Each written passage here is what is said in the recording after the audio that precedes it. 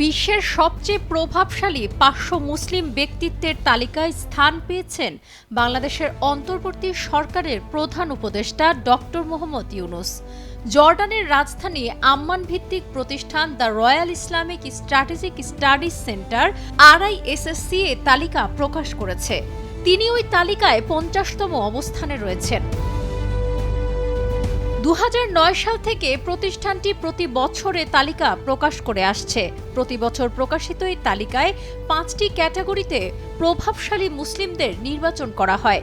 এই ক্যাটাগরিগুলো হলো ধর্মীয়, রাজনৈতিক, বিজ্ঞান ও প্রযুক্তি, শিল্প, সংস্কৃতি এবং ক্রীড়া ও বিনোদন। প্রতিটি ক্যাটাগরিতে সেসব মুসলিম ব্যক্তিত্বকে অন্তর্ভুক্ত করা হয় যারা তাদের নিজ নিজ ক্ষেত্রে গুরুত্বপূর্ণ অবদান রেখেছেন। এ তালিকায় প্রথম স্থানে রয়েছেন জর্ডানের রাজা দ্বিতীয় আবদুল্লাহ ইবনে আল হোসাইন।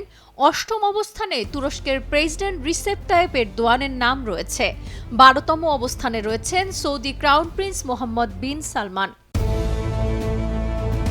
ধর্মীয় চিন্তাভাবনা এবং রাজনৈতিক নেতৃত্ব থেকে শুরু করে শিল্প ও সংস্কৃতি পর্যন্ত বিভিন্ন ক্ষেত্রে গভীরভাবে অবদান রাখছেন এবং নিজ দেশে ও দেশের বাইরে মুসলমান সম্প্রদায়কে উল্লেখযোগ্যভাবে প্রভাবিত করে যাচ্ছেন এমন ব্যক্তিরা the Muslim 500 the world's most influential Muslims শিরোনামের এ তালিকায় স্থান পান।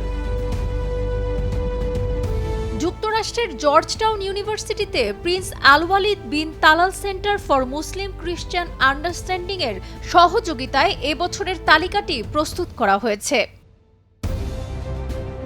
১৯৪০ সালের ২৮ জুন জন্মগ্রহণ করেন ডক্টর মোহাম্মদ ইউনূস। কর্মজীবনে অসংখ্য পুরস্কার অর্জন করেছেন তিনি।